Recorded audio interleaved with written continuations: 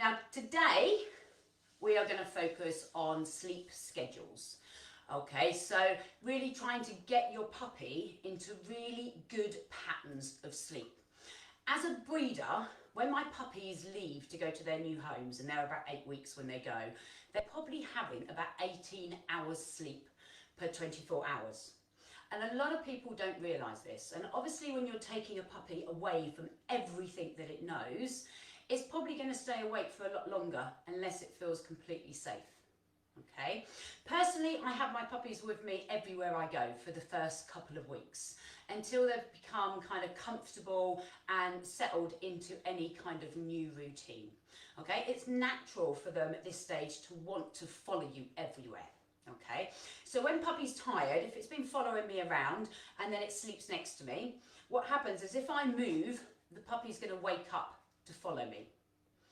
So for my puppy to get the good undisturbed sleep that they really need, I've got to sit completely still. Okay, because I've got to go out and do lessons and help people, I've got to get my puppy into quite a good pattern, and I've got to get them comfortable with being separate from me. So I pretty much start my crate training from day one, and we're going to go through how I do that. Now, a lot of people don't feel concerned about putting a baby in a crate, but some people will feel that crate training is a little bit cruel for a puppy. When they've come from the breeder, they would have been in a whelping area, so they've probably got some sense of confinement. And as a breeder, I begin to introduce crates into the house and into that whelping area that they can go in and out of so that they're quite familiar. I don't shut them in at that stage, but it doesn't take them long to adjust to it. Okay. For me, it's really important that they're getting that undisturbed sleep because, you know, I'm in this kind of key socialisation window, which we're going to talk about a bit tomorrow, and I want to do as much exposure as I can with my puppies without overwhelming them. Okay, we all know when children are overtired that bad behaviours start and maybe there's not effective learning taking place at that point.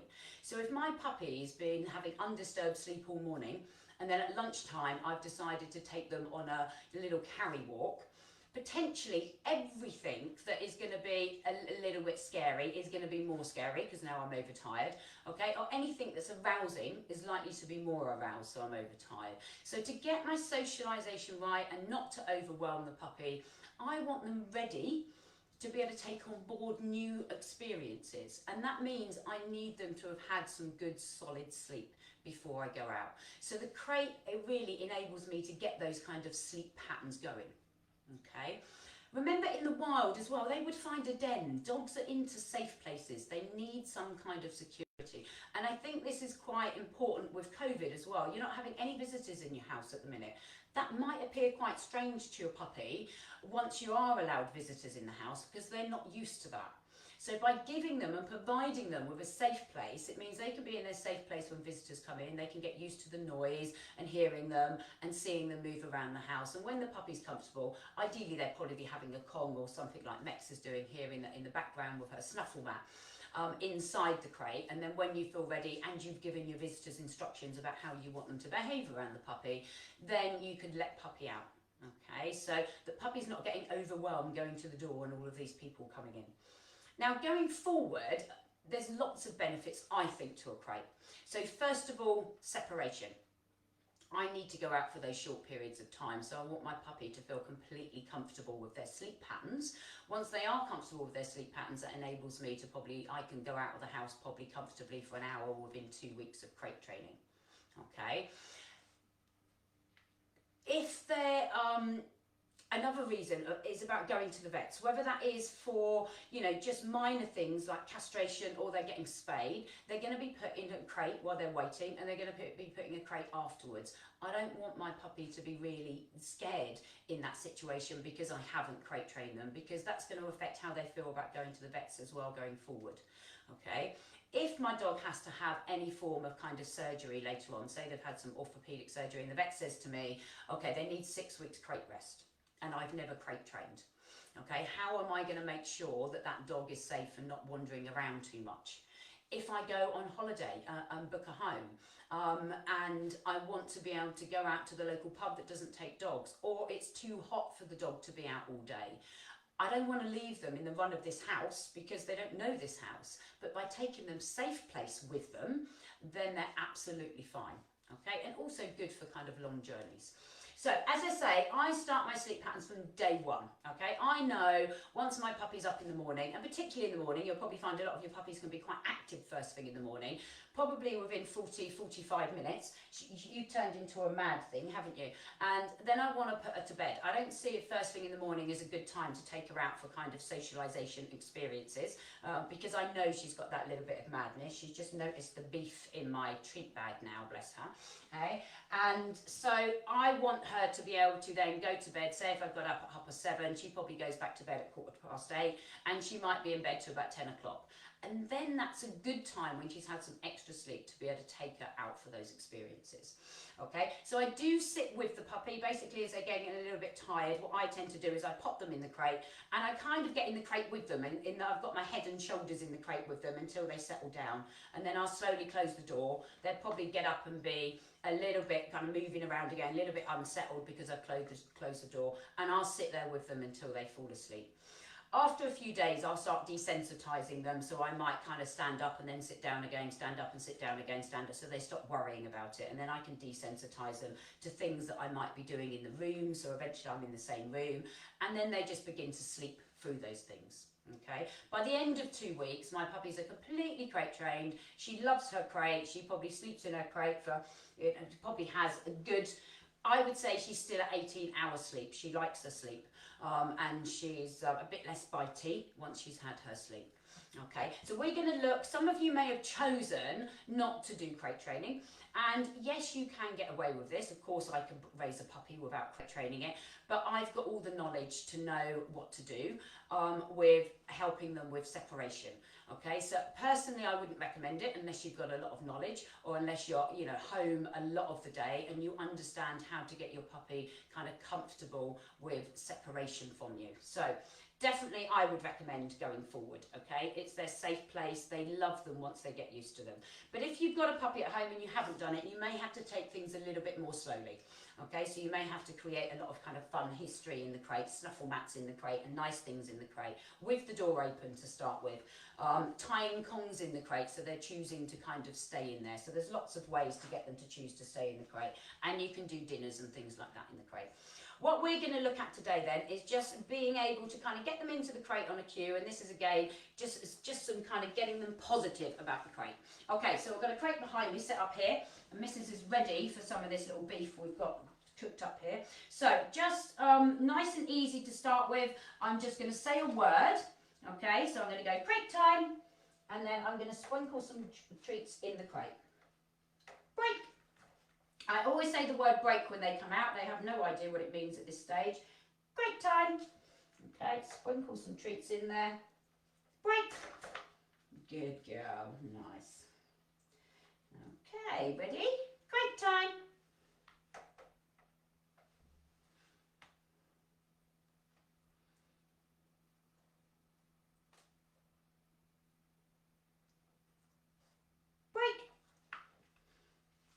Baby. Crate time.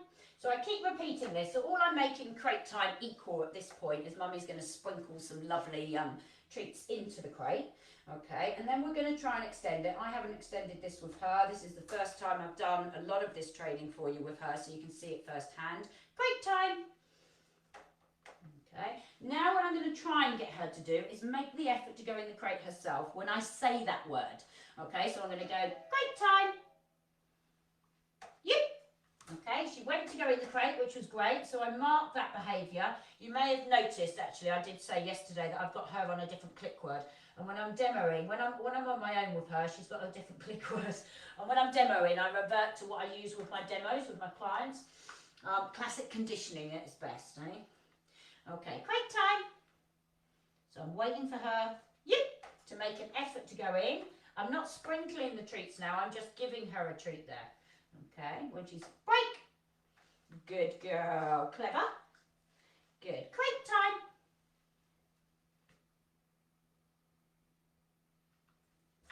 Yeah, I know the food's up here. Yep. Good. So wait for it to happen. Marked her. Break. just using a little bit of a body signal there. I know you can't see me completely. Okay, crate time. I just lean over the crate. I've got a blanket. She can't. Yep. Excellent. Good, baby. Okay, and I can do multiple feeds in here now. Okay, so I'm just adding in a bit more food and adding a bit more food so I can get a little bit of duration of staying in there until mummy says, break. Yep, good girl. Nice. Great time. Yep. Good, baby. There's a good girl. Okay, so multiple feeding. Break. Now, I've stood to one side of the crate, obviously, when I'm doing this. And often when you change the context of things, okay, the dog might not understand or might change what they're doing. So I want to be able to do this from all different areas in the crate. She's gone in of her own accord. That's really good. Good girl. I'm just going to feed her. I'm not going to mark it because I want to reinforce her going in there. Break. Yep. Now, some of your dogs may be a little bit worried about you closing the door. Okay, so let's have a little look here. So we're going to go crate time. Because I've changed to sitting down rather than standing up. She's choosing not to go in there. And she's found a crumb. Let me just stand up.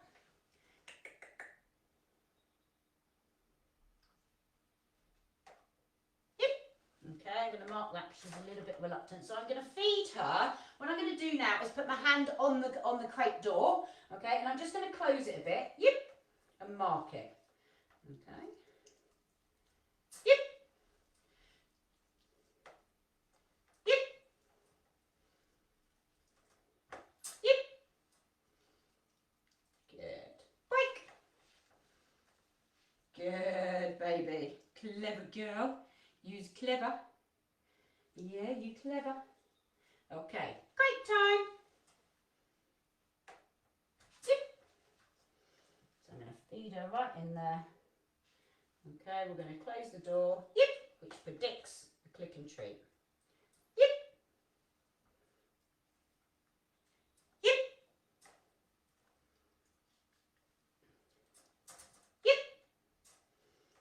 She's too busy finding the crumbs. So, close the door. Yep. Come back in and feed. And you build duration into this, okay? So I'm going to close the door. 1, 2, yep. Open the door. Okay, just so they're getting used to that closing the door isn't the end of the world. Yep. Good girl. Good baby. Break.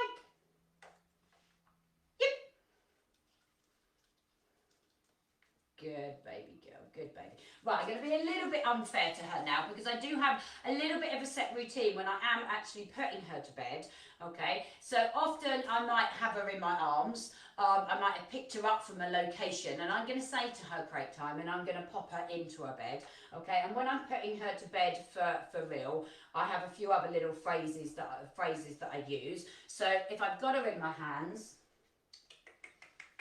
okay, I would say to her, crate time. Okay, I'm popping her in manually because obviously at 8 weeks old, I would do some of this in the first few days. And I shut the door and I always have a nice little chew in there for them. So they've got something to do if they need to. And then I will say to them, night-night. And then I just drop the blanket down. It's just a pattern. Remember, they're learning in patterns. So when I drop this blanket down, that does mean you're in there for a duration. And I am being a little bit unfair to her now because I am going to let her out. But usually that will be it. And then she would settle down. She can have her chew and then she would go to sleep. Okay, so at 8 weeks old, I am pretty much, she's probably awake for 45 minutes to an hour. And then she'd go in her crate until she's woken up. Now, sometimes that will be an hour and a half. Sometimes it'll be 2 hours. Sometimes it may be 3 hours. Okay, I give her as much sleep as she really needs. Now, when I'm getting the puppy out, I don't want the puppy panicking about coming out of the crate when I'm here. So I'll begin to open the door. If my puppy was jumping and being silly, okay, I would just close the door again until they're calm. So she's pawing. So because you're pawing, I'm not going to open the door. I begin to open it, break. Okay, and I don't make them wait for a long duration at this age. I mean, she's 9 weeks old, mummy's just getting her used to the word, but eventually I'll be able to open that door and walk away and she won't come out until I say break. So you're building on these things as you go along. Okay, so that's some nice crate introductions. Obviously, if you haven't shut your puppy in a crate before, you could do a little bit of work on this. Also putting in things like snuffle mats into those crates, okay, so that the puppy's getting used to it. And choose your area carefully. You do want puppy to be able to see you to begin with. So I wouldn't have my crate in a utility room and try and wander off and just leave the puppy there. The same as when I'm crating them at night, I have them right by the side of my bed. Even if my dogs aren't going to be allowed upstairs for the rest of their life, until they're settled in their crate upstairs and settled with their daytime crate training, okay, then I'm going to sleep the puppy downstairs. So my 18-week-old puppy that you'll probably get to meet next week, Tinks, she's sleeping downstairs all the time now, whereas she's still upstairs with me. She's 9 weeks old. Once she's completely comfortable with her crate training downstairs and there's a good pattern forming and she's comfortable with that, I will then leave her downstairs. Okay, I was going to go on and do doorway exercises. I am just looking at the time and I think I've probably taken it all up with crate training. So remember, I'm going to be answering questions on Friday. I have answered some of them on Facebook and I'll continue to do that, but we'll pick out some of the longer ones. One other thing I was going to mention today is a collar. So someone asked me about, I've got a collar on her already. My dogs would be, if I say, naked in the crate, so I would never leave a harness or a collar on them in the crate. What she's actually got on is a whelping collar, so it's a little Velcro band, and that's to get her used to wearing a collar.